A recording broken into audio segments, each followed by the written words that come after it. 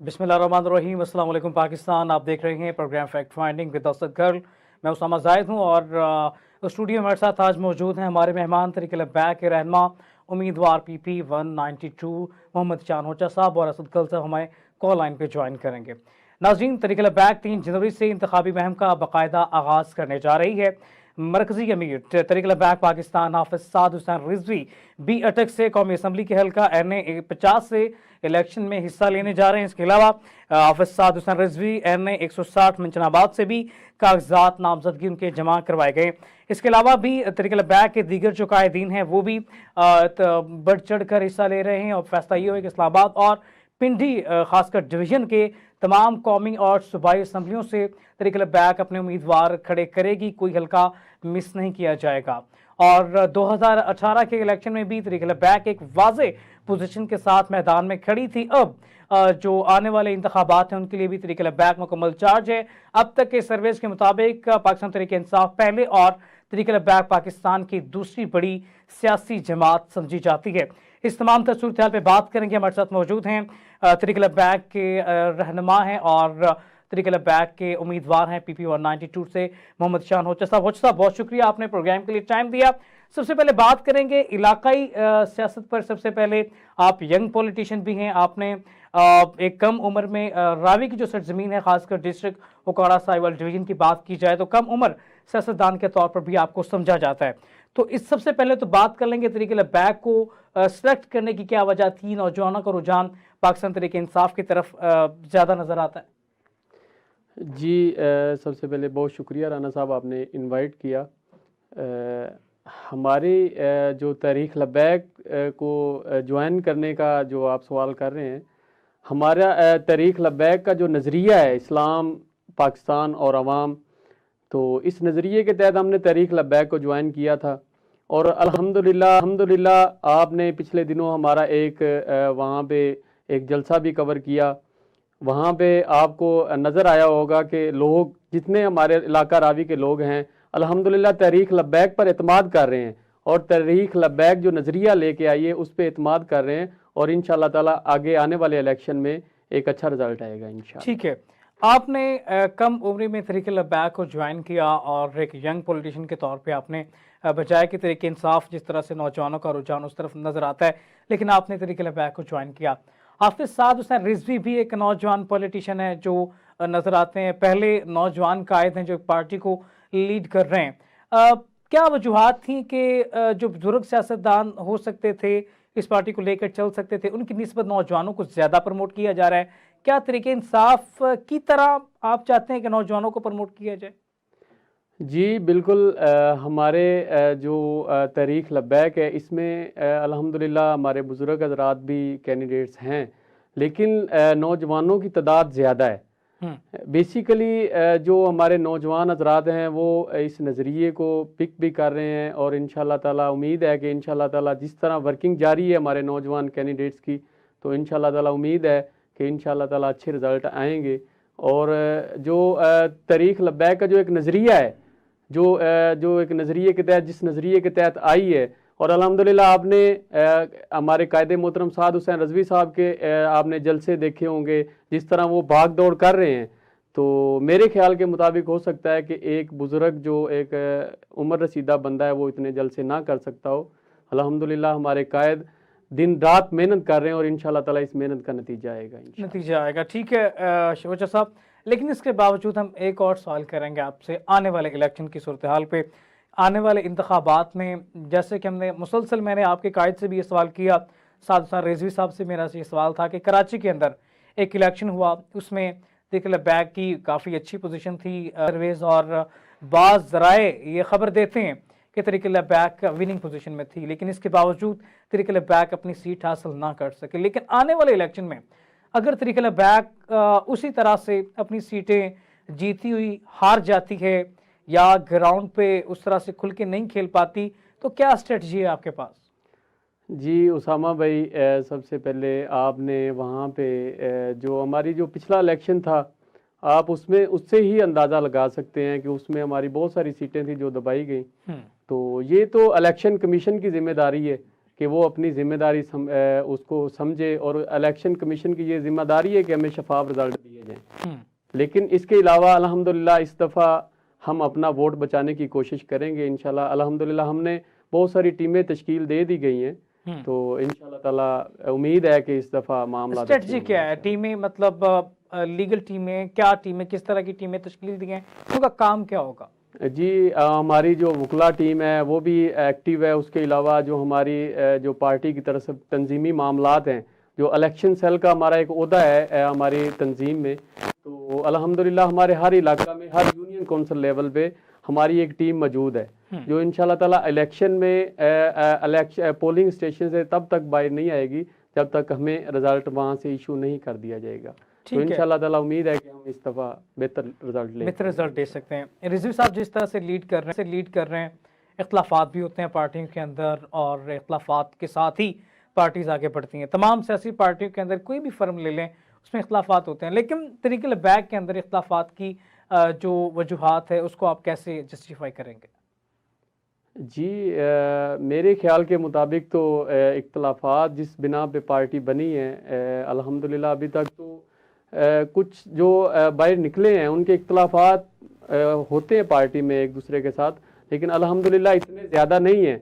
ये इंशाल्लाह हम बेहतरी की कोशिश करेंगे। इंशाल्लाह आगे हमारी जो पार्टी का जो है कि मामलात हैं बीच में, जो हमारी शूरा है, तो वो इन मामलात को बेहतर तरीके से देख रही है। इंशाल्लाह ताला उम्मीद है कि अच्छे की तरफ हम जा रहे हैं। रिजवी साहब खुद भी इलेक्शन में आ रहे हैं और सब, और एक लीडर जो है उसने कैंपेन भी करना होती है, तमाम पार्टी जो उम्मीदवारान हैं उनके लिए भी, तो अकेले किस तरह से दोनों चीज़ें मैनेज कर पाएंगे, ये भी एक सवाली निशान होगा कि वो खुद कैसे कैंपेन कर, अभी तो जलसे कर रहे हैं लेकिन उनकी अपनी सीटों पर भी उन्हें काम करने की ज़रूरत है, हलकों के अंदर जाने की ज़रूरत है। पहली दफ़ा का उनका भी इलेक्शन है बाकायदा तौर पर, और पहला एक्सपीरियंस है, और मेरे ख्याल में तरीके बैग के मोस्टली उम्मीदवारान जो है उनका पहला एक्सपीरियंस है, शायद मैं ठीक कह रहा हूँ? जी बिल्कुल बिल्कुल ऐसी। तो इसी तरह से आपके कायद का भी पहला एक्सपीरियंस है, तो किस तरह से मैनेज करेंगे? कोई इसकी भी स्ट्रेटजी है? क्या कैंपेन करेंगे पार्टी की, या फिर सिर्फ और सिर्फ वो अपने हलकों को संभालने की कोशिश करेंगे, पूरी पार्टी को लेकर चलेंगे?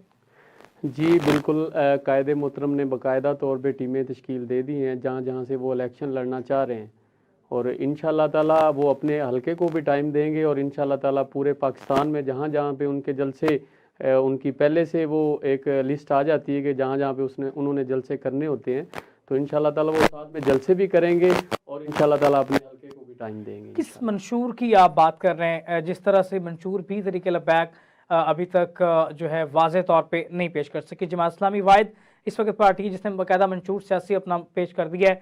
रात को बिलावल भुट्टो दूसरी पार्टी है पीपल्स पार्टी जिसने अपना सियासी मंशूर का बाकायदा ऐलान कर दिया है। तरीके बैग किस मंशूर के साथ आ रही है, और क्या नया एजेंडा है सियासी तौर पर, क्या अवाम से वादे लेकर आ रही है, क्या वादे वफा कर पाएंगे, या फिर दूसरे सियासतदानों की तरह जिस तरह से हम माजी में देखते रहे, खासकर आपके हल्के की अगर बात कर लें तो बड़े बड़े दावे देखे गए, बड़े बड़े वादे थे, लेकिन अभी तक कोई वादा वफा ना हो सका। तो आपकी पार्टी क्या वादे लेकर आ रही है आवाम के लिए, और क्या यकीन किस तरह से दिलवाएंगे कि आप भी वादे वफा कर सकेंगे, या फिर दूसरे रहनुमाओं की तरह वही झूठे दलासे झूठे बयानी की तरह कैसे आवाम मायूस करेंगे, या फिर क्या होगा? जी अल्हम्दुलिल्लाह आप हमारे जो हमारा मंशूर है, हमारा एक नज़रिया जो है वो आवाम के सामने है कि इंशाल्लाह ताला हम हज़रत उमर बिन अब्दुल अज़ीज़ का दौर याद दिलवाएंगे। इंशाल्लाह ताला हमारे जब इंशाल्लाह हम जीतेंगे तो हमारे डेरों पे आने की ज़रूरत नहीं पड़ेगी। हमारी आवाम के जो मसाइल हैं इंशाल्लाह ताला उनकी दहलीज़ पे हल होंगे, और इंशाल्लाह ताला उनको जिस तरह ओवरऑल पाकिस्तान में हमारे हलके में भी आपने देखा, पाकिस्तान की ओवरऑल आप सूरत हाल अगर देखें तो जहाँ जहाँ पे जो कैंडिडेट्स हैं उनकी तरफ लोग जा के उनके डेरों पे थक जाते हैं, लेकिन अगर वो उनके कामों में से कोई एक काम अगर उनका कर भी देते हैं, उनका कोई मसला हल भी कर देते हैं, तो वो उनके ऊपर इतना बड़ा एहसान चढ़ा देते हैं कि वो बेचारे जो है उनके एहसानात जो है दूर करते करते उनकी वो जो है आधी ज़िंदगी गुजर चुकी है। इंशाल्लाह ताला तरीक लब्बैक ये सिनेरियो नहीं लेके आएगी। इंशाल्लाह ताला तरीक लब्बैक अवाम के मसाइल उनकी दहलीज पे हल करेगी इंशाल्लाह। वादे क्या हैं आपके हल्के के लिए खासकर? हम कोई जो अवाम के मसाइल हैं, जो हमारा जो मेन आवाम के जो मसाइल हैं इंशाल्लाह ताला वहाँ पे जो हमारे हलका में जंदराका लेवल पे अगर बात अगर हम की जाए तो वहाँ पे आपने देखा है, आप हमारे हलका के हैं माशाल्लाह, तो वहाँ पे ना तो स्कूल है और ना ही कोई बेहतर कोई कॉलेज तो है ही नहीं। स्कूल हैं लेकिन उनकी भी आपने हालत देखी हुई है कि वो किस तरह की हैं। तो वहाँ पे एक कॉलेज होना चाहिए, वहाँ पे एक बैंक होना चाहिए, वहाँ पे यूनिवर्सिटी होनी चाहिए। एक बहुत बड़ा तकरीबन 100 किलोमीटर का एक हल्का है। तो वहाँ से हमारी जो हमारी बेटियां हैं, जो हमारी बहनें हैं, वो वहाँ से यूनिवर्सिटी जाती हैं। रास्ते में 100 तरह के मामलात होते हैं, एक्सीडेंट हो जाते हैं, बहुत सारे वाकयात होते हैं। इसी तरह बैंक होना चाहिए, बैंक वहाँ से तकरीबन कोई 60-70 किलोमीटर दूर है। तो इस तरह के इंशाल्लाह ताला हम सारे जितने भी ओवरऑल मामलात हैं इंशाल्लाह ताला हम हल्के के देखेंगे। हल्के के देखेंगे, ठीक है। एक तो ये बात आपने हल्के की सियासत पर कर ली है। दूसरा, जिस तरह से नेशनल सतह पर हम देख रहे हैं, आपकी पार्टी के लीडरान हैं, उनसे भी हम मुसलसल इस पर डिबेट कर रहे हैं। जो मौजूदा सियासत है जिसका तज़किरा मुसलसल कर रहे हैं, तरीके इंसाफ 9 मई के बाद आपने उनकी सूरत-ए-हाल देखी, जिस तरह से पूरी पार्टी का शराजा बिखर गया। आप ज़ाती तौर पे समझते हैं कि तरीके इंसाफ के साथ जो हो रहा है ये ठीक हो रहा है? जी बिल्कुल, जो तरीक़ लब्बैक के साथ हो रहा है वो अच्छा नहीं है, लेकिन जो 9 मई को इन्होंने किया वो भी अच्छा नहीं था। हम उसके भी हामी नहीं है और जो इनके साथ अभी हो रहा है हम इसके भी हामी नहीं है। आपने अभी जो देखा है, आपने शाह महमूद कुरैशी साहब को जिस तरह गिरफ्तार किया गया, इस तरह नहीं होना चाहिए। लेकिन शाह महमूद कुरैशी साहब ने वहाँ पे तस्लीम किया कि मैं साइफर केस से सज़ा भुगत के आ रहा हूँ। तो उसने तस्लीम तो किया एक जुर्म। तो ये हो सकता है कि आगे उन्होंने कोई और भी जुर्म किए हों। तो ये है कि इनके साथ जो हो रहा है, जो तकद्दुस घरों का पमाल किया जा रहा है वो गलत हो रहा है, नहीं होना चाहिए। इनको इलेक्शन में लेवल प्लेइंग फील्ड जो है वो मिलनी चाहिए। तो जमहूरियत में इनका हक है, इनको मिलना चाहिए। जमहूरियत का हक मिलना चाहिए, लेवल प्लेइंग फील्ड मिलनी चाहिए। लेकिन इसके बावजूद कुछ रहनुमा मजम्मत करने के साथ ये कह देते हैं कि मकाफात अमल है। या तो मजम्मत कर दी जाए या फिर इस सारी सूरत हाल को मकाफात अमल से जोड़ दिया जाए। मकाफात अमल का लफ्ज़ जब इस्तेमाल करते हैं, इसका मतलब ये है कि आप दिल में रंज रखे हुए हैं। जो तरीके इंसाफ ने तरीके लब्बैक के साथ किया, आज तरीके इंसाफ का जहाँ हो रहा है भुगतें भाई, पहले हमारे साथ करते रहे। या एक रास्ता ये होता है, एक होता है वाज़ेह मजम्मत कर देना कि भाई नहीं, ना इस सियासत ना पाकिस्तान की सियासत इसकी मुकम्मल नहीं हो सकती। आप एक रास्ता क्या चुनेंगे? जी, हम इसमें मजम्मत का रास्ता चुनेंगे। तरीक़ लब्बैक कभी भी ये बात नहीं करती कि इसके जो सियासत, जिस तरह सियासत में हो रहा है, जिस तरह हमारे साथ हुआ, हमारे कारकुनों के ऊपर गोलियां चलाई गई, शेल बरसाए गए, अता के तेज़ाब फेंका गया जहाज़ से, तो ऐसा नहीं होना चाहिए। वो किसी भी पार्टी के साथ है, हम इसके हामी नहीं हैं, बिल्कुल भी हामी नहीं है। हम इन चीज़ों की मजम्मत करते हैं। पाकिस्तान की सियासत में ऐसा नहीं होना चाहिए। लोटा कंजर्वेशन जो चल रही है इस वक्त पाकिस्तान की सियासत में, एक पार्टी का एक लीडर हल्के में आता है, उस मंशूर पे, उस पार्टी टिकट पे, उस निशान पे वोट इकट्ठा करता है। मिसाल के तौर पे हमने 2018 के बाद देखा, तरीके इंसाफ की खासकर बात कर लें। सबसे पहले तरीके इंसाफ की टिकट पर, तरीके इंसाफ के बल्ले के निशान पर बानी चेयरमैन PTI के नाम पर वोट कलेक्ट किया गया। उसके बाद पार्टी चेंज कर ली गई, किबला चेंज कर लिया गया। इस तमाम तर सूरत हाल को जस्टिफाई करते हैं जो इलेक्टेबल्स, अगर ये लोटा क्रेसी तरीके लब्बैक में जगह मांगे, किस तरह एक्सेप्ट किया जाएगा? जी बिल्कुल, ये जो मामलात हैं, जो वोट इकट्ठे करने वाले लोग हैं, आपने हमारे कायदे मोहतरम का भी इंटरव्यू किया, तो उन्होंने वाज़िया ये बताया कि हम सबसे पहले जो अपने नज़रियाती लोग हैं हम उनको प्रेफर करेंगे। उसके बाद अगर कोई आएगा तो इंशाल्लाह ताला हम उसको जगह ज़रूर देंगे, लेकिन सबसे पहले हम अपने मंशूर पे, जो हमारा जो एक नज़रिया है उस पर अगर कोई आएगा तो इंशाल्लाह ताला उसको हम वेलकम करेंगे। लेकिन जो जितने भी ये लोटा हजरात हैं, जिस तरह का जो आप लफ्ज़ इस्तेमाल कर रहे हैं, तो ये ऐसा नहीं होना चाहिए। इंशाल्लाह ताला हमारी पार्टी इन लोगों को अगर एक्सेप्ट करेगी भी तो इंशाल्लाह ताला एक लेवल पे आके करेगी। उम्मीद है कि करेगी नहीं, अगर करेगी तो इंशाल्लाह हमारा जो मंशूर है, जो मामलात हैं, अगर उनको वो एक्सेप्ट करेंगे तो इंशाल्लाह हम उनको वेलकम करेंगे। ठीक है। आपके हल्के में जिस तरह से मुसलसल ये सिलसिला रहा, वहाँ भी ये लोटा क्रेसी बड़े अरूज पर रही, वहाँ पे भी सूरत हाल जारी रही।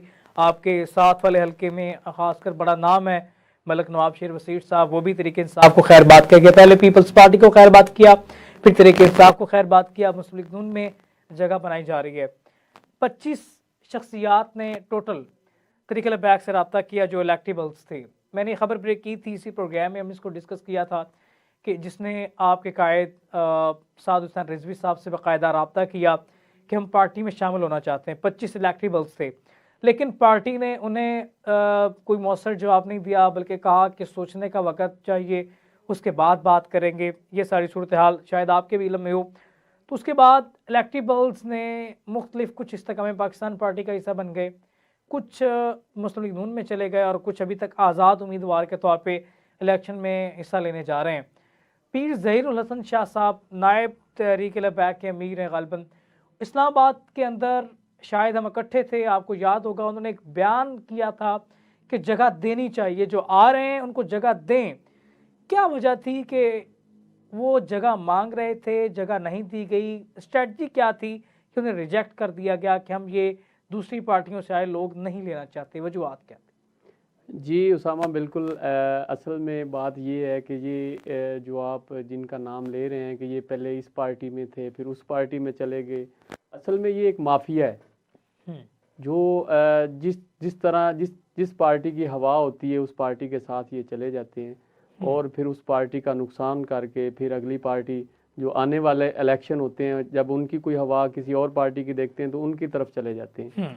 तो हमारा अल्हम्दुलिल्लाह जो लोग आ रहे हैं, जो साफ शफाफ लोग, जो नए लोग जो सियासत पाकिस्तान के लिए कुछ अच्छा करना चाहते हैं, हम उनके लिए वो हमारे जो नायब अमीर साहब थे उनके लिए वो उनका बयान था कि जो नए आने वाले लोग हैं जो पाकिस्तान के हक में बेहतरी चाहते हैं तो वो आगे आएँ और पाकिस्तान की जो भाग दौड़ है वो डोर जो है वो संभालें और उनको नए लोगों को आना चाहिए।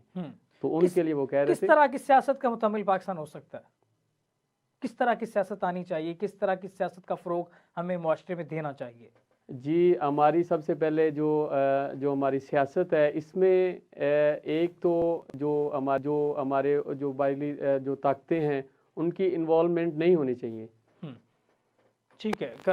असद खल साहब हमारे सीनियर जर्नलिस्ट हमारे साथ सीनियर तज्ज़ियाकार भी मौजूद हैं। खल साहब, होचा साहब ने बात की कि जिस तरह से मैंने उनसे सवाल किया कि 25 इलेक्टिबल्स जिनको बाकायदा तौर पे दावत दी गई कि वो हिस्सा ले सकते हैं तरीके लबैक में, तो उसके बाद तरीके लबैक ने सोचने का वक़्त मांग लिया, एक रास्ता दिखाया गया, बाकायदा नॉमिनेशन उनकी की गई और तफसीलात फ़राहम कर दी गई, लेकिन इसके बाद नायब अमीर ने बयान दिया कि रास्ता देना चाहिए, लेकिन के बावजूद वो 25 रास्ता बदल गए।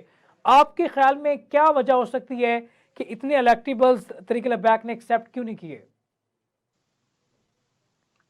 जी उसामा, मैं एक तो सवाल आप थोड़ा सा मैं आवाज ज्यादा क्लियर नहीं मुझे आई, अगर दोबारा सवाल थोड़ा सा शॉर्टली अगर दोहरा दे तो मैं जरा ज्यादा उसको जवाब दे पाऊंगा। 25 इलेक्टिबल्स तरीके लबैक में शामिल होना चाहते थे, तरीके लबैक ने लेने से इनकार कर दिया। जी बिल्कुल, मुझे समझ आ गई है। तो ये यानी आपने ये पहले हमने प्रोग्राम में बल्कि डिस्कस किया था इस हवाले से थोड़ा सा कि उस पे कुछ शुरा में इजलास भी हुआ और शुरा में गालबन ये जिस तरह आपने बताया कि कुछ लोगों ने इस चीज की जो है मुखालफत की थी, जबकि अमीर जिस तरह के मैं समझा हूँ शायद या जो मेरे पास इतलात पहुंची थी, अभी चूंकि उनके मौजूद भी हैं उस जमात से जो नुमाइंदे हैं, तो ये भी शायद के जो हाफिज साद हुसैन रिजवी साहब जो है शायद वो चाह रहे थे, तमाम तफसीलात होचा साहब के पास भी मौजूद थी। जी बिल्कुल, कि वो चाह रहे थे कि चूंकि एक इंतखाबी सियासत का और ये थोड़ा सा एक मजहबी जमात का एक कौमी धारे में आने के लिए शायद वो ये चाह रहे थे कि इन इलेक्टेबल को ले लिया जाए, जिस तरह पीटीआई ने भी लिए थे और बाकी जमातें भी लेती रही हैं। लेकिन शूरा में गालबन इस तरह से कोई मज़ामत आई थी कि आप ये इन लोगों को शामिल ना करें। तो आप ज्यादा इस बारे में यही बता सकते हैं कि क्या वजह है कि जो इलेक्टेबल जो 25 ने राब्ता किया था उसके बाद फिर अभी जमात का हतमी फैसला क्या सामने आ रहा है और ये इलेक्टेबल स्टिल वो आपसे राब्तों में है या वो अपनी कोई लाइन और ले चुके हैं? जी होचा साहब क्या कहेंगे इस पर? जी बिल्कुल, हमारी जो शूरा का इस मामले का मुझे तो इल्म नहीं है क्योंकि मैं शूरा का हिस्सा नहीं हूँ। तो हो सकता है उन्होंने राब्ता किया हो और हमारे जो मामलात हैं हमारी शूरा ने जो फैसला किया उनके बारे में हो सकता है वो भी बेहतर हो। कल साहब होचा साहब शूरा के मेंबर नहीं है, वो कहते हैं कि शूरा के मेंबर नहीं है, इस तमाम सूरत का मेरे पास इल्म नहीं है, लेकिन 25 इलेक्टेबल्स हैं, राब्ता किया तरीके लबैक ने उन्हें एक्सेप्ट नहीं किया, ये जानते हैं, क्योंकि शुरा ने वाज़ेह तौर पे पहले जगह बनाने की कोशिश की थी, लेकिन उसके बाद शुरा ने ही रिजेक्ट करके तमाम उम्मीदवारान के लिए पैगाम दे दिया था। तो होचा साहब ये समझते हैं, होचा साहब ये पहले बता चुके हैं। अच्छा, अब एक तो ये मैं थोड़ा सा भी जानना चाहता हूं कि 2018 में क्या ऐसी वजह है कि तीसरे नंबर पर तो जमात आई वोट लेने के हवाले से, लेकिन एक भी सीट जो है वो टीएलपी जो है वो नहीं निकाल सकी सूबाई में या कौमी में। इसी तरीके से अगर बात की जाए ज़िमनी इंतखाबात के अंदर भी अच्छे खासे उन्होंने वोट लिए हैं, मैं बहुत सारे ऐसे हलकों में जानता हूं, लेकिन जो आप नहीं समझते कोई ऐसी स्ट्रेटजी बनाई जाए ताकि असम्बलियों या ईवानों के अंदर तहरीक लबैक पाकिस्तान भी एक मरतबा कम अज़ कम उसकी नुमाइंदगी हो सके, और इस हवाले से आप भी कुछ सीट एडजस्टमेंट के हवाले से इस हवाले से कोई सोच पाई जाती है तहरीक लबैक पाकिस्तान के अंदर भी, और खास तौर पर जिस तरह हाफिज साद रिजवी साहब जो है अमीर जो तहरीक लबैक है कराची में, अगर वो इलेक्शन में जा रहे हैं तो क्या वहां से सीट एडजस्टमेंट हो सकती है, या और पंजाब के हवाले से बहुत ऐसे हलके हैं जहां पे तहरीक लबैक पाकिस्तान के जो उम्मीदवार हैं वो दूसरे तीसरे नंबर पर भी बाज दफा आए हैं, तो क्या उनमें किसी ऐसे हलके में जो ताकि आपकी ईवानों में नुमाइंदगी यकीनी हो सके, कोई इस हवाले से कोई सोच विचार है पार्टी के अंदर? जी बिल्कुल असद खल साहब, बहुत शुक्रिया। असल में जो हमारी पार्टी की जो सीट एडजस्टमेंट के हवाले से अगर आप बात करें तो हमारे हर हलका से, पूरे पाकिस्तान में जितने हलके हैं वहाँ से हर हलका में हमारे कैंडिडेट्स ऑलरेडी मौजूद हैं, और आपने 2018 में हम तीसरी वोटों के लिहाज से बड़ी पार्टी थे, तो जिस तरह हमारी पिछले 2018 के इलेक्शन में हमारी सीटों को दबाया गया, अभी आगे जो आने वाला इलेक्शन है 2024 का, तो हम तो इलेक्शन कमीशन से यही तवक्का रखते हैं कि वो हमें साफ शफाफ इलेक्शन में आने दे और जो हमारी सीटें बनती हैं वो हमें दी जाएं। और इंशाल्लाह इसी बात पे पहले उसामा भाई ने भी सवाल किया तो मैंने उन्हें यही जवाब दिया कि इंशाल्लाह ताला हम इस इलेक्शन में हमने बाकायदा तौर पे टीमें तश्कील दे दी हैं। हम उम्मीद करते हैं कि जहाँ जहाँ से हमारी सीटें निकलें वो हमारे जो हमारे इलेक्टेड नुमाइंदे हैं वो असम्बलियों तक पहुँचें इंशाल्लाह।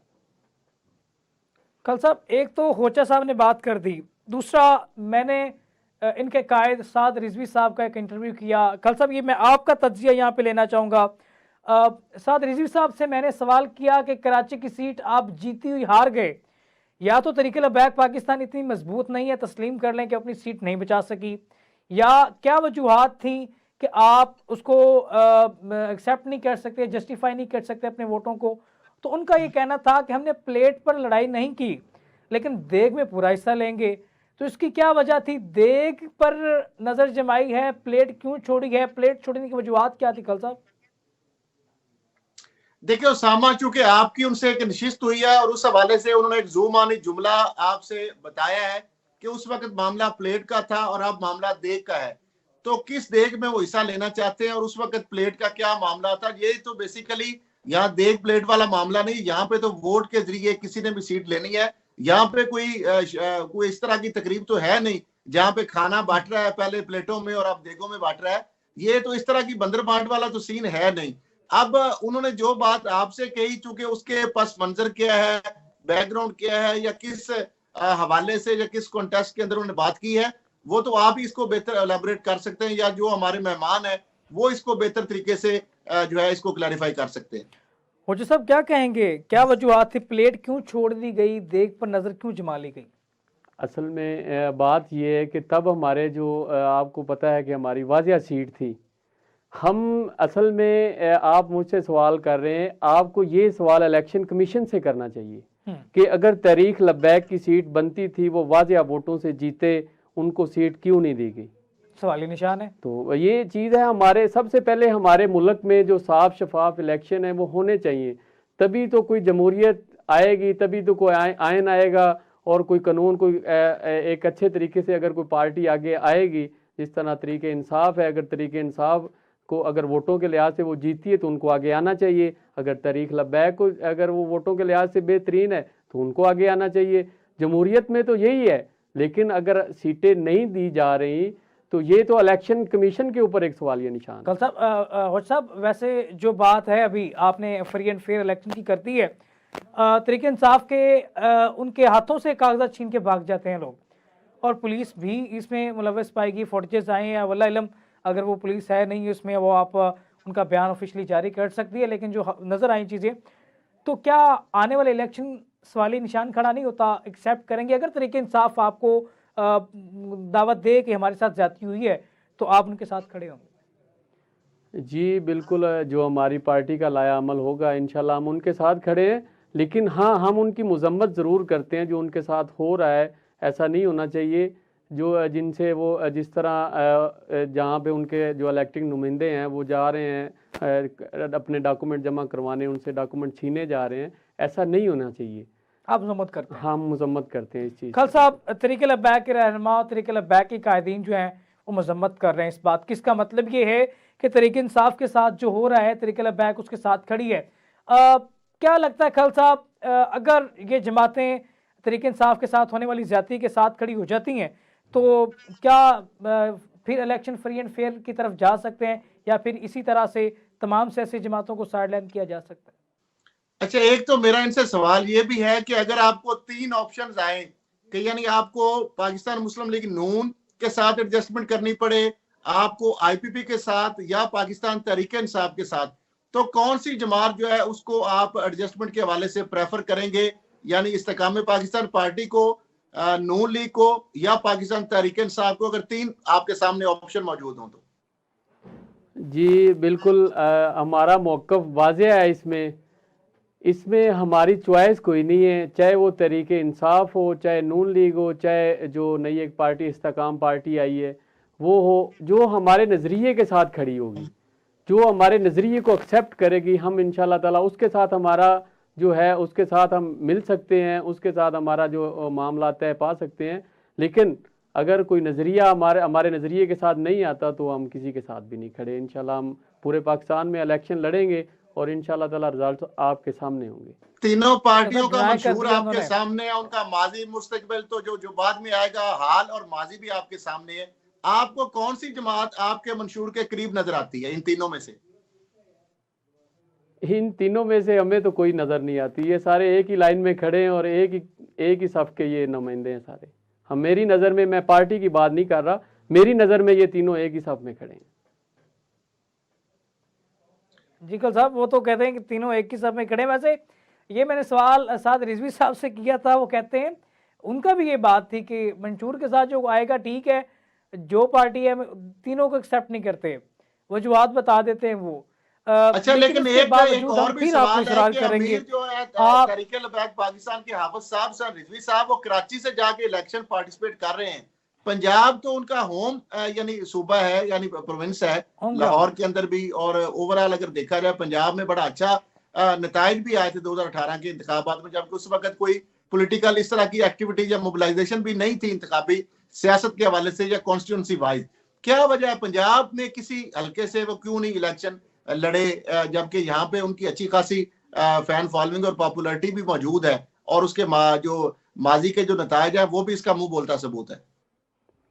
जी बिल्कुल, इलेक्शन के जो कायदे मोहतरम को इलेक्शन लड़ाने के हवाले से हमारी शूरा की जो मीटिंग हुई, उस मीटिंग में ये फ़ैसला हुआ, हमारी शूरा ने ये फ़ैसला किया। साद हुसैन रजवी साहब की ज़ाती ख्वाहिश नहीं है कि वो कराची से जाके इलेक्शन लड़ें, ये हमारी शूरा का जो फ़ैसला है। तो शूरा के इस फैसले के पीछे पस मंज़र क्या है, क्या वजूहात हो सकती हैं? जी बिल्कुल, जो कराची में हमारी जो जमात है, आपको पता है पहले भी वहाँ पे तहरीक लब्बैक अल्हम्दुलिल्लाह 2 सीटें हमारी कराची में मौजूद हैं ऑलरेडी। जो 5 साल जो पिछले गुजरे हैं उसमें कासिम फ़खरी साहब और मैडम सरवत फ़ातिमा साहिबा, तो वहाँ पे हमारी तहरीक लब्बैक वैसे भी काफ़ी मजबूत है, तो हो सकता है इस वजह से ही वहाँ से इलेक्शन लड़ रहे हों। हाँ, अल्हम्दुलिल्लाह अटक से भी इलेक्शन लड़ रहे हैं, और भी 3-4 हल्के हैं जहाँ से उन्होंने कागजात नामजदगी जमा करवाए हैं। उम्मीद है कि इंशाल्लाह ताला पंजाब से भी वो लड़ेंगे। कल साहब, यहाँ पे मैं आपका एक तज्जिया शामिल करना चाहूँगा इसी पोजीशन में जहाँ पे ऊँचा साहब बात कर रहे हैं। आपने पहले बात की है कि पंजाब क्यों छोड़ रहे हैं। कराची के अंदर ज़्यादा देख रहे हैं, मरियम भी कराची के अंदर चली गई हैं, जमात इस्लामी का भी हाफिज़ नईम और रहमान ने भी दोबारा से जमात इस्लामी को कराची के अंदर जिंदा किया, साद रिजवी भी चले गए। तो क्या मसला है कराची पर फोकस करने की वजूहत कल साहब क्या है तमाम सियासतदानों की?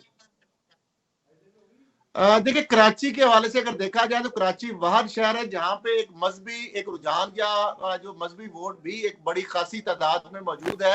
और बेसिकली अगर देखा जाए तो जमात इस्लामी भी सियासी जमात के साथ साथ एक मजहबी जमात भी है। चैरिटी के काम है उसके, खिदमत का काम है उसका। जिस तरह ईदी वहां पे थे, उसके बाद अगर सबसे ज्यादा चैरिटी काम का किया जाता है तो वो सैलानी के अलावा या अल खिदमत जो है उनका बहुत बड़ा काम है वहां पे। और आपको पता है कराची के अंदर जमात इस्लामी के मेयर भी पहले नेमतुल्लाह जो है वो रहे हैं। इसी तरीके से तहरीक लब्बैक पाकिस्तान की अगर बात की जाए तो वो भी सियासी, अब उसका एक जो है हम कुछ सालों से उसका जो इंतखाबी सियासत के अंदर वो आई है। इससे पहले उसका जो बैकग्राउंड है वो एक मजहबी जमात के तौर पर है। इस तरह आप देखें कि जिस तरीके से जमात अहले सुन्नत जो है उस हवाले से उनका भी एक सुन्नी तहरीक जो है वो भी कराची, तो ये तीन जमातें जो है इनका एक अच्छा खासा वहां पे एक स्ट्रॉन्ग होल्ड है। और शायद यही वजह है कि ये जो पार्टियां हैं इनकी ज्यादा वहां पे एज कंपेयर टू पाकिस्तान के अदर जो बड़े शहर हैं या इलाके हैं उनसे ज्यादा एक ही शहर के अंदर जो है वो ज्यादा बड़ी तादाद में वोट बैंक या इनके हवाले से एक जो वो इनकी जो एक फैन फॉलोइंग है वो मौजूद है दीगर शहरों या दीगर मुल्क के हिस्सों की बजाय, यानी कि वो एक जगह पे मुजतमे है। कल साहब यहाँ पे थोड़ा सा आगे बढ़ते हैं। यहाँ पे ओचा साहब ने जिस तरह से बात कर दी, ये तो कहते हैं कि साद रिजवी साहब विन हो जाएंगे, चले जाएंगे कौमी असम्बली के अंदर। यकीनी तौर पे उनके रहनुमायत, उनकी ख्वाहिश भी ये होगी, उनका बयानिया भी ये होगा। लेकिन मेरा आपसे सवाल है कल साहब, ग्राउंड रियलिटी क्या है? क्या इस दफ़ा जो जमातों के कायदीन हैं वो तो तकरीबन तमाम कौमी असम्बली का हिस्सा बन जाते हैं। साद रिजवी साहब की पोजीशन नज़र आती है ग्राउंड पर कि वो भी कौमी असम्बली या सूबाई असम्बली कहाँ पे सीट पर सिलेक्ट होते हैं और क्या हिस्सा बन पाएंगे कौमी असम्बली या सूबाई असम्बली का? देखिए, जब वो सीट पे लोग उनको मुंतखब करेंगे और वो एमएनए बनेंगे तो असम्बली में जाना उनका हक है। किसी हर पार्टी का, हर बंदे का, हर पाकिस्तानी शहरी का और हर पार्टी का जो है कोई भी रुकन जो है, कोई भी जो मेंबर है, अगर वो इलेक्शन के अंदर हिस्सा लेता है और अवाम उसको चाहते हैं अपना नुमाइंदा चोजन रिप्रेजेंटेटिव, उसको मुंतखब अवाम अगर करते हैं तो उसको कोई भी असम्बली से ईवानों में जाने से कोई नहीं रोक सकती, कोई ताकत भी नहीं रोक सकती। क्योंकि अवाम जो है, ये फैसला अवाम का है। और 8 फरवरी को 2024 को ये अवाम ने फैसला करना है कि वो किस नुमाइंदे को अपने हल्के से ईवान में भेजना चाहते हैं। और ये उनका वोट जो है, जो सबसे ज्यादा वोट लेने वाला नुमाइंदा है, उसी को हक है कि वो ईवान में जाके उनकी नुमाइंदगी करे, किसी भी हल्के में, वो सूबाई हल्का हो या कौमी हल्का हो। तो लिहाजा इस हवाले से शकूक शुबार या खदशात जो है, इस पे हमें तो कोई इस पे सोचना भी नहीं चाहिए। पाकिस्तान में कोई भी ऐसा आज तक हमने नहीं देखा कि कोई पार्टी किसी का भी रुकने सूबाई या कौमी असम्बली वो मुंतखब हुआ हो, सबसे ज्यादा वोट मिले हो, लेकिन उसको सूबाई या कौमी ईवान के अंदर ना जाने दिया हो गया। पहले तो आज तक ऐसी कोई मिसाल नहीं मिलती और ना ही ऐसी कोई उम्मीद है कि इस तरह की इसी टॉपिक पे वापस आते हैं, इसी टॉपिक पे बात करेंगे। नाज़रीन, लेते हैं छोटे से ब्रेक और ब्रेक के बाद दोबारा हाजिर होते हैं।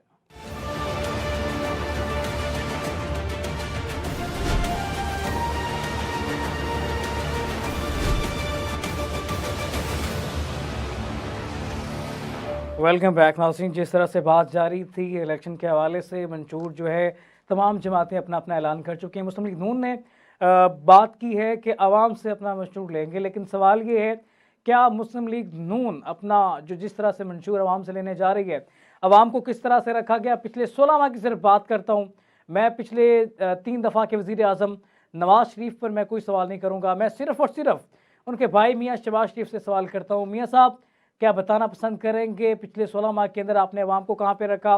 पेट्रोल की कीमतों, महंगाई के अंदर मुसलसल इजाफा, और जिस तरह से आपने आवाम का जिस तरह से जूस निकाला है, रस निकाल के रख दिया है, अब आप आवाम की वापस लौट कर क्या लेने आ रहे हैं? सिर्फ वोट के लिए आ रहे हैं? सिर्फ वोट के लिए आप आवाम के सिर्फ मंशूर लेना चाह रहे हैं? आवाम आपसे वोट उस वक्त देगी जब आप आवाम की बात करेंगे। सिर्फ मंशूर नहीं, आवाम को 2 वक्त की रोटी चाहिए, आवाम को अपना घर मकान सब चाहिए, आवाम को आसानियाँ चाहिए। आवाम अपना हक इसलिए मांगती है, इसलिए नहीं मांगती कि आप मंशूर उनसे ले लें और आपको वोट दे दिया जाए। ये बहुत मुश्किल नज़र आता है। लेकिन बहरहाल मियाँ साहब के भी कुछ देर पहले बताया गया कि तबीयत नासाज, उनके लिए भी हमारी दुआ है कि अल्लाह उन्हें शिफा दे। अभी उन्होंने बहुत हिसाब देना है पाकिस्तान का, अभी काफ़ी उन पर बोझ है और तमाम तर सूरत हाल पर बात करेंगी। इस सूरत हाल में और आगे हम थोड़ा सा बढ़ते हैं यहीं पर, जिस तरह से मुसलसल बात जारी थी पिछले 16 माह को लेकर। खल साहब, सबसे पहले मैं आपकी तरफ आऊँगा। पिछले 16 माह के अंदर जिस तरह से आइन कानून को सबूताज किया गया और फिर जिस तरह से अब कहा जा रहा है कि हम आवाम से मंशूर लेने जा रहे हैं, तो आवाम मंशूर को एक्सेप्ट करेगी? आवाम का क्या मंशूर होगा? आप क्या समझते हैं कि जो आवाम मंशूर देगी मुस्लिम लीग नून उसको पूरा कर पाएगी, उसको लेकर चलेगी? क्या कहेंगे? देखिए, जो पहले 30 साल का track record Pakistan peoples party और नून लीग का मौजूद है, उनके मंशूर भी मौजूद थे, लेकिन उन अपने पार्टियां ये जो मंशूर में कितने हद तक या कितने परसेंट जो है ये अमल दरामद करा सकी। और अभी 16 माह जो है वो भी ये बता दें कि अपना जो मंशूर नून लीग का था उसके मंशूर पर कितने फीसद ये अमल दरामद करने में कामयाब रहे हैं। मामला ये है कि ये जो पार्टियां, इनके कायदीन से अगर आप पूछ लें कि आपकी पार्टी का मंशूर क्या है, तो मेरा ख्याल है बहुत सारे उनको निकात का खुद भी नहीं पता होगा कि मंशूर हमारी पार्टी का है क्या। क्योंकि जो मंशूर बनाते हैं या जो लोग अच्छी अच्छी जो आइडियलाइज एक सिचुएशन पैदा की जाती है, वो किताबचे की हद तक, बातों की हद तक, कागजों की हद तक तो बहुत खूबसूरत बातें होती हैं, लेकिन जब मामला अमल दरामद की ऊपर बात आती है तो वहां पे वो बिल्कुल उसमें ना होने के बराबर होता है। और पार्टी का मंशूर कुछ और होता है, नजरिया कुछ और होता है, मफाद कुछ और होता है, मतमा नजर कुछ और होता है। और ये हालात वाक़यात के मुताबिक ये मंशूर और नजरिए और ये सारी चीजें भी हमने बदलते बार बार देखी हैं। तो मामला ये है कि जो आप ये कह रहे हैं, अभी नून लीग की पार्टी कह रही है कि मंशूर तैयार हो रहा है, मंशूर तैयार हो रहा है, तो वो शेर आ रहा है, शेर आ रहा है। देखते हैं, पहले जो मंशूर था जब उस पर अमल दरामद तो हो नहीं सका, अब मंशूर क्या आता है और उस पर अमल दरामद कितना होता है। मामला मंशूर आने का नहीं है, मामला जो आपके पहले मंशूर है ना वो भी बड़े जबरदस्त है, अल्फाजी किताबी तौर पर तो वो बहुत अच्छे हैं। अगर उन पर भी आप अमल दरामद कर लेना तो नए किसी मंशूर की जरूरत ही नहीं है। बदकिस्मती ये है कि अवाम को नए ख्वाब दिखाते हैं और ये अवाम को वर्गलाते हैं और ये अवाम को सुनहरे ख्वाब और सुहाने ख्वाब दिखाकर ये अपने वोट हासिल करते हैं और उसके बाद ये रफू चक्कर होते हैं। और इनके जो एहसासे हैं वो तो बैरून मुल्क और कई मुल्कों तक, कई बड़े आजमों तक फैल जाते हैं, लेकिन अवाम जो है उनके लिए 3 वक्त की बजाय 1 वक्त की रोटी अब खाना जो है मुश्किल हो रहा है। तो इनके मंशूर पर अगर अमल दरामद होते या इनके मंशूर अच्छे होते या उस पर अमल दरामद होता तो आज पाकिस्तान इस जगह पे ना होता जहां पे हम बजाय आगे जाने की हम पीछे की तरफ जो है वो जा रहे हैं। आगे और जाने की यही बजाय वजह है कि पीछे हमारी जो को दौड़ पार्टियां लगा दी इनके है। ठीक मंशूर है खल पर साहब, ये 10% भी या जिस तरह से 5% खल भी साहब अमल बात कर दरामद रहे नहीं हैं कि करते। आगे जाने की बजाय इनके मंशूर ने पीछे की तरफ दौड़ लगा दी है। कराची के अंदर जिस तरह से हम पहले बात कर रहे थे कि कराची के अंदर रुख हो गया है तमाम सियासतदानों का, शायद वहाँ पे इनका मंशूर पसंद कर लिया जाए। तमाम सियासी जमातें अपना इस वक्त मंशूर लेकर खड़ी हैं, लेकिन अवाम इस वक्त शायद एक्सेप्ट नहीं करना चाहती, अवाम अपने मसाइल लेकर खड़ी है। उच्चा, मैं आपकी तरफ आऊँगा, कौन सा रहनुमा कहाँ से आप खड़ा कर रहे हैं? शुरा की अगर बात कर ली जाए तो आपके जो रहनुमा है वो कहाँ से अपना मंशूर जो है पेश कर रहे हैं? सिर्फ कराची का रुख है या कहीं और भी आप रुख कर रहे हैं? जी बिल्कुल, हमारे जो मुख्तलिफ इलाका जात से जहाँ जहाँ से हमारे रुकने शुरा हैं वो वहाँ से इलेक्शन लड़ रहे हैं। उनमें से पीर सैयद अनायतुल हक शाह साहब जो कि हल्का अटक से ताल्लुक़ रखते हैं, उनका वो हल्का PP 2 से इलेक्शन लड़ेंगे। और हाजी रमज़ान अवान साहब हैं, वो हल्का NA 52 से MNA का इलेक्शन कंटेस्ट करेंगे। तो इसी तरह बाकी भी जैसे चौधरी तैमूर खालिद साहब हैं, वो NA 53 से इलेक्शन लड़ेंगे। इसी तरह जहाँ जहाँ से हमारे कई जो रुकने शुरा हैं वो पंजाब से इलेक्शन लड़ रहे हैं। और कायदे मोहतरम की अगर बात की जाए, जिस तरह आपने पहले मुझसे सवाल किया कि वो तो शुरा का एक फ़ैसला है, उस शुरा के फ़ैसले के मुताबिक वो कराची से इलेक्शन लड़ रहे हैं और हो सकता है कि वो पंजाब के भी कई हलकों से इलेक्शन लड़ें। क्या वजूहात है, किस बिना पर आप समझते हैं कि आपको वोट दिया जाए, अवाम आप पर एतमाद करे? क्योंकि अवाम तो मायूस हो चुकी है ना पहले भी। तो अवाम बाज़ औक़ात हम सर्वे के लिए निकलते तो वो कहते हैं वोट कास्ट ही नहीं करना, वो मायूसी का इजहार कर देते हैं। तो तहरीक लब्बैक के पास ऐसा क्या बयानिया है, ऐसी कौन सी बात है जिसको लेकर वो कहेंगे आप हमें वोट दे सकते हैं? जी बिल्कुल, सबसे पहले जो पाकिस्तान में शुरू से एक निज़ाम चल रहा है, इस निज़ाम के तहत जो भी पार्टी आएगी तो वो आवाम को मायूस ही करेगी। ये निज़ाम ही महंगाई की तरफ लेके जा रहा है। तो इंशाअल्लाह ताला हम एक जो हज़ूर अलैहिस्सलातु वस्सलाम का दीन है उसको तख्त पर ला के इंशाअल्लाह ताला आवाम के जो मसाइल हैं इंशाल्लाह ताला हुज़ूर अलैहिस्सलातु वस्सलाम के दीन के मुताबिक इंशाल्लाह ताला हल करेंगे। खल साहब, आप यहाँ पे कुछ कहना चाहेंगे? पार्टियों के मंशूर जिस तरह से तमाम पार्टियाँ खड़ी हैं, आवाम जो है वो मायूसी का इजहार कर चुकी है, आवाम लेना नहीं चाह रही उनका मंशूर जो है, लेकिन क्या बनेगा? कितने % अगर आवाम वोट कास्ट करे तो बात बनेगी, अगर आवाम ही वोट कास्ट नहीं करेगी तो कल सब क्या होगा? देखिए, एक तो अभी जो बात उन्होंने की है कि हम जो पिछला निज़ाम है जो हम तब्दील करेंगे। अब बदकिस्मती ये है या एक प्रॉब्लम है या एक मजबूरी है, और वो ज़रूरी भी है कि सिस्टम की या एक मौजूदा जो मुल्की कवानीन है उसकी एक रिक्वायरमेंट है आइन और कानून की, कि अगर निज़ाम में तब्दीली लानी है तो फिर पहले तो 2 तिहाई से अक्सरियत से आपको आना पड़ेगा। और ये जो इस निज़ाम के बेनिफिशरी हैं वो तो कभी भी इस निज़ाम को तब्दील नहीं करेंगे, और जो निज़ाम तब्दील करना चाहता है उसको 2 तिहाई अक्सरियत मिलना जरूरी है। अब अवाम जो है कौन सी ऐसी मंशूर या कौन सी ऐसी चीज है जिसको अवाम जो है वो बाय करेंगे आपकी चीज को, और इस वजह से आपको 2 तिहाई अक्सरियत में ईवानों में पहुंचाए, तो फिर जाके निज़ाम तब्दील हो सकता है। वरना जो है अगर आप कोई चंद सीटें लेकर आप आ भी जाते हैं तो उससे निज़ाम तब्दील करने में तो आप कामयाब नहीं हो पाएंगे। ये तो फिर वही जो सिस्टम के बेनिफिशरी हैं वो तो आप कभी भी अपना निज़ाम तब्दील नहीं करेंगे। तो इसको सारी चीजों को क्या इस हवाले से हिकमत अमली तैयार की है या क्या स्ट्रेटजी तरीके लबैक पाकिस्तान की जानिब से बनाई गई अब तक? जी उस्ताद साहब क्या कहेंगे? जी माइक नहीं जी चल रहा है। उस्ताद साहब आपकी आवाज़ शायद नहीं सुन पा रहे, टेक्निकल इशू है। मुस्ताब उनका सवाल मैं आपकी तरफ कन्वे कर देता हूँ स्टूडियो में। वो बात करने के बेनिफिशरी कौन होगा, जिस तरह से आपने बात की कि निज़ाम जो है बदलना चाहिए, तो आप तमाम जमातें अपना चूरन बेच रही हैं, बैक भी उनके साथ खड़ी होगी, या कोई अलग तरह से निज़ाम बदलना चाहती है तो 2 तिहाई अक्सरियत तो लेनी पड़ेगी निज़ाम बदलने के लिए। कौन सा निज़ाम लाना चाह रहे हैं और किस तरह से बदलेंगे?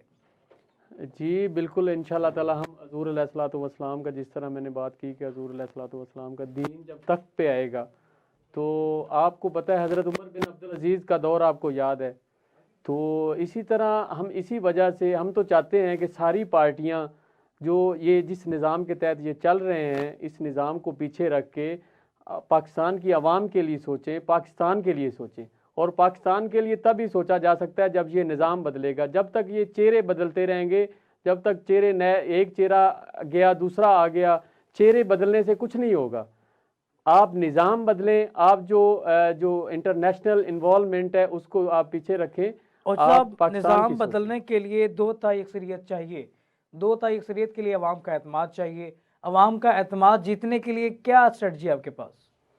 जी हमारे पास पाकिस्तान की आवाम के जो हमारा जो नज़रिया है, उस नज़रिए के तहत आपको पता है तरीक़ लब्बैक को, और इस जो ये जो कुफर का एक निज़ाम है, इस निज़ाम को पाकिस्तान की आवाम अब भी इसको पीछे छोड़ चुकी है। इससे पीछा छुड़वाना चाहती है। आवाम चाहती है कि दीन पाकिस्तान में आए और उस दीन के तहत हमारे हालात बेहतर हो सकते हैं। अब दीन के अलावा कोई भी अगर आएगा तो हम तो चाहते हैं जितने भी सियासी लोग हैं, जितने भी हमारे सियासी हरीफ हैं, हमारी उनको दावत है कि आए हम एक प्लेटफार्म पर सब पाकिस्तान की सोचे। मदीना की रियासत का तो बानी चेयरमैन ने भी कहा, मदीना की रियासत का उन्होंने कहा, इस्लामी कार्ड तो उन्होंने भी खेला। आप भी वही बात कर रहे हो, सब कैसे जस्टिफाई करेंगे? दीन तख्त पर लाने की बात तो शायद बानी चेयरमैन ने भी की थी। जी बिल्कुल, जिस तरह उन्होंने दीन तख्त पर लाने की और मदीने की रियासत में जो उन्होंने काम किए अपनी हुकूमत में रह के, वो मदीने की रियासत में तो वो नहीं होते थे। मदीने की रियासत में पाकिस्तान जितने भी लोग होते हैं, रियासत के जितनी भी आवाम होती है, उन सब के हकूक़ सलब नहीं किए जाते, सब के हकूक़ उनको दिए जाते हैं। मदीने की रियासत में किसी के ऊपर गोलियां नहीं चलाई जाती।